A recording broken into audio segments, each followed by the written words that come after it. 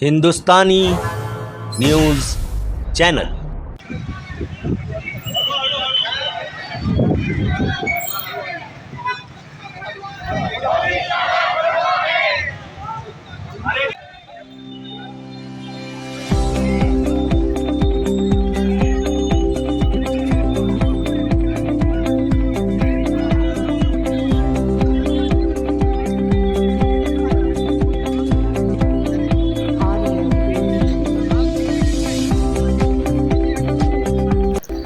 जिस तरह से आप देख सकते हैं शोलापुर शहर में आज डॉक्टर बाबा साहेब अम्बेडकर चौक में बार काउंसिल के पूरे वकील मिलकर धर्मेंद्र प्रधान के इस्तीफे के लिए मांग कर रहे हैं और एक प्रोटेस्ट कर रहे हैं। और यहाँ पे देख सकते हैं आप इतने सारे यंग वकील्स यहाँ पे हैं और बाबा साहेब अम्बेडकर के पुतले के पास जमा हुए हैं और ये सिर्फ ये मांग कर रहे हैं कि जो एजुकेशन मिनिस्टर हैं धर्मेंद्र प्रधान साहब वो नीट के पेपर लीक मामले में अपना इस्तीफा दे दें ताकि आने वाली नस्ल की तमाम जो ज़िंदगी है वो बर्बाद ना हो सके, एजुकेशन बर्बाद ना हो सके और उनके उज्जवल भविष्य के लिए ये लोग यहाँ पर प्रोटेस्ट कर रहे हैं। पूरे पुलिस बंदोबस्त के साथ में यहाँ पे परमिशन लेकर ये प्रोटेस्ट किया गया है और तमाम वकील यहाँ पे आए हुए हैं। प्रोटेस्ट जारी है। गवर्नमेंट के खिलाफ मोदी के इस्तीफे की भी मांग की जा रही है और धर्मेंद्र प्रधान के इस्तीफे की भी मांग यहाँ पर की जा रही है ताकि बच्चों का भविष्य उज्जवल हो सके। और ये पेपर लीक जो हो रहा है, नीट पेपर लीक, बार बार जो पेपर लीक हो रहे हैं, अब तक 10 साल में 99 पेपर्स लीक हो चुके हैं और ये पेपर लीक बंद हो इसलिए धर्मेंद्र प्रधान का इस्तीफा मांगा जा रहा है। मैं आसिफ शेख, हिंदुस्तानी न्यूज़ चॅनल के लिए। तर आज जे प्रोटेस्ट इथं चालू आहे, बार काउन्सिलचे वकील साहेब इथे जमलेले आहेत प्रोटेस्टसाठी धर्मेंद्र प्रधानच्या रेझिग्नेशनची मागणी करत आहेत। तर आपल्यासोबत आहेत वकील साहेब। आपलं नाव सर? ॲडव्होकेट लौकिक इंगळे। आपलं काय म्हणणं आहे या प्रोटेस्ट बद्दल? आमच्या प्रोसेसमधून 2-3 आमच्या प्रमुख मागण्या आहेत की ज्या पद्धतीने नीट पेपर लीक झाला, ज्या पद्धतीने विद्यार्थ्यांना मारहाण झाली दिल्लीच्या जंतर मंतरवरती, त्याच पद्धतीने गुन्हे दाखल झाले विद्यार्थ्यांवरती। तर सर्वप्रथम या देशाच्या होम मिनिस्टरने ज्यावेळेस विद्यार्थ्यांना मारहाण झाली त्यांनी राजीनामा स्वतःहून दिला पाहिजे मागणी न करता। आणि दुसरं प्रमुख आमची मागणी अशी आहे की धर्मेंद्र प्रधाननी राजीनामा दिला पाहिजे, कारण नीट पेपर या देशाचं ज्या पद्धतीने विद्यार्थी घडवण्याचं काम जो पेपर करतो, डॉक्टर घडवण्याचं काम करतो, तर लॅक ऑफ एज्युकेशन मध्ये या गोष्टी येतात। मग त्यांनी स्वतःनी राजीनामा दिला पाहिजे। देशभर मोर्चे चालत असतील, दिल्लीच्या तुम्ही कॅपिटल स्टेटमध्ये जर या गोष्टी होत असतील, पार्लिमेंटच्या बाहेर जर विद्यार्थी येत असतील तर त्यांचं ऐकून घेण्यासाठी तुम्ही कुणाला पाठवताय?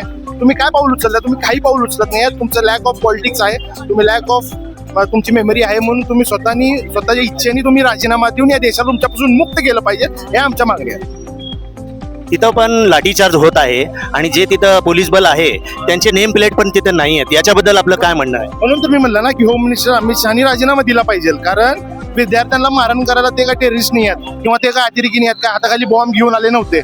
ज्या पद्धतीने every action as a equal reaction त्या पद्धतीनेच होणार। विद्यार्थ्यांना जर तुम्ही मारहाण केली तर विद्यार्थी मग तुम्हाला मारणार। तुम्ही 10 मारा, आम्ही 4 तर मारू, हे होणारच आहे। म्हणून होम मिनिस्टर तुम्ही राजीनामा द्या, नाहीतर तुम्ही कुठल्या तरी एका वेड्याला जरी तुम्ही होम मिनिस्टर गेलात ना त्याला देखील कळेल की काय योग्य निर्णय घेतला पाहिजे।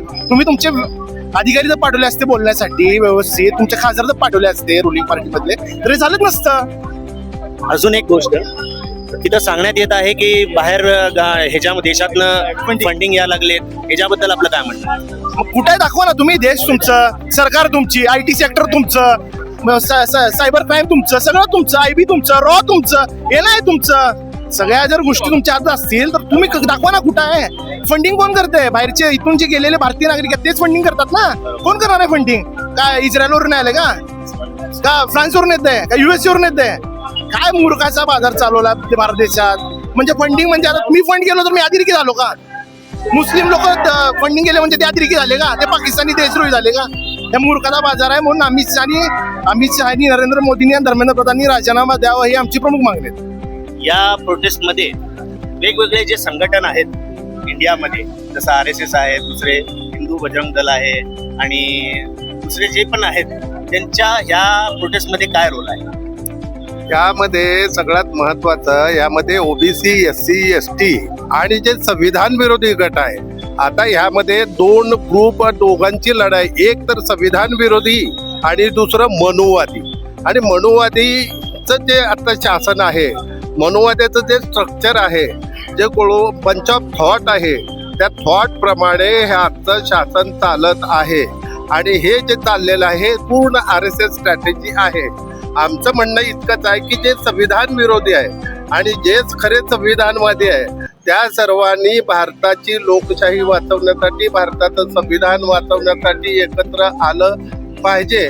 ही त्यासाठी अंतिम आणि शेवटची घडी आहे आणि ह्या लोकांना, ह्या संघी लोकांना या देशातून हद्दपार करणं हे सगळ्यात महत्त्वाचं आहे. त्यासाठी सर्वांनी एक येणं महत्त्वाचं आहे.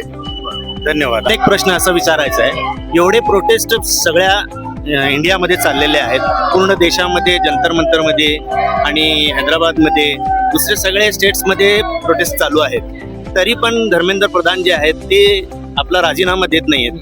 याच्याबद्दल आपल्याला काय म्हणा? मला माणुसकी नावाची गोष्टच नाही ना. धर्मेंद्र प्रधान ही एकट्याची गोष्ट नाही आहे, पूर्ण भारतीय जनता पार्टी आणि RSS याला माणुसकी नावाची गोष्ट नाही. इथं साध्या लेकराला, बारक्या लेकराला जरी विचारलं तर त्यांनी म्हणू शकतो हे चुकीचं आहे का बरोबर आहे. बारक्या मुलांना, मुलींना मारलेत, मग माणुसकी असली तर दिली असते, माणुसकी नाही आहे. आणि इथून पुढं पण मला नाही वाटत की त्यांनी देतील. माणुसकी नावाची गोष्ट नाही, या सरकारला माणुसकी नावाची गोष्ट नाही. कारण की ते संविधान विरोधी लोक आहेत. संविधान हा लोकशाहीच्या हितासाठी बनवलेला गेलेला आहे आणि लोकहित यांना मान्य नाही आहे. यांना फक्त पक्षहित, आपले नेतेहित, आपले मंत्रीहित एवढंच पाहिजे आहे. बाहेरून फंडिंग येतात असं त्यांनी आरोप करतायत. त्यांच्याकडे कुठलाही पुरावा नाही आहे आणि नेट पेपर फुटी हा इतका मोठा पुरावा असून त्यांना काही देणं घेणं नाही आहे. म्हणजे हे एक प्रकारची गुलामगिरी राबवण्याची, हुकुमशाही देशात पसरवण्याची प्रकार आहे. जर धर्मेंद्र प्रधान हे राजीनामा दिले नाही तर संविधानमध्ये काय प्रावधान आहे? सेक्शन 32 नुसार आपण, आर्टिकल 32 नुसार आपण पावलोपावली त्या कायद्याच्या दृष्टीने आपण पावलं उचलू शकतो आणि धर्मेंद्र प्रधान हे राजीनामा देईपर्यंत हे असंच प्रोटेस्ट चालू राहील आणि चालू राहणार. कारण की या देशात जर लोकशाही टिकवायची असेल तर लोकांनाच लढावं लागेल. कारण की हे जे नेते लोक आहेत हे फक्त सगळं खिशे भरू सरकार आहेत. आज कुणीही नेता इथं उपलब्ध नाहीये, कोणी येत नाहीये, कोणी बोलायला तयार नाही. कारण की आज जे खिशे भरवत आहेत उद्या तेही खिशे भरणार आहेत. त्यामुळं आपली लढाई ही आपल्यालाच लढावं लागणार आहे. लोकशाही लोकांसाठी आपणच लढणं गरजेचं आहे आणि धर्मेंद्र प्रधान जोपर्यंत राजीनामा देत नाहीत तोपर्यंत आपण आपल्या हक्कासाठी लढलंच पाहिजे. कारण की आज जो विद्यार्थी मार खातोय तो देशाचा उद्याचं भविष्य आहे. हे राजकारणी लोक स्वतःच्या मुलांना परदेशात पाठवून शिक्षण घडवतात, त्यांना मोठा करतात, त्यांना काहीच फरक पडत नाही. त्यांच्या 7 पिढ्या बसून खातील. पण आज जो देशाच्या रस्त्यावर उतरलेला नागरिक आहे, जो विद्यार्थी आहे, तोच मार खातोय, तोच देशाचं भविष्य आहे. त्यामुळं जोपर्यंत धर्मेंद्र प्रधान राजीनामा देत नाहीत, नरेंद्र मोदी राजीनामा देत नाहीत किंवा ते माफी मागत नाहीत, तोपर्यंत ही लढाई असं सुरू राहिली पाहिजे आणि संविधानाच्या बाजूनेच आम्ही कायद्यानेच लढू. जर पंतप्रधान मोदी राजीनामा दिले, धर्मेंद्र प्रधान राजीनामा दिले तर दुसरे कोणते प्रधानमंत्री तुम्हाला इच्छुक आहेत? आम्हाला प्रत्येक देशातल्या नागरिकाला असा नेता पाहिजे जो लोकशाही टिकवणार असेल. मग आम्ही कोणत्याही पक्षाशी निगडीत नाही आहोत किंवा कुठल्याची धर्माशी निगडीत हा प्रोटेस्ट नाही आहे. जो लोकांसाठी लढेल, जो लोकांच्या हक्कासाठी लढेल, जो शिक्षणासाठी काम करेल, जो गोरगरीब जनतेसाठी काम करेल, तोच या देशाचा पंतप्रधान असायला हवा. मग तो पर्टिक्युलर कुठला नेता किंवा व्यक्ती असला कामा नये. सुशिक्षित जनता आणि सुशिक्षित नेता तोच असला पाहिजे जो लोकांच्या हक्कासाठी लढेल. थँक्यू.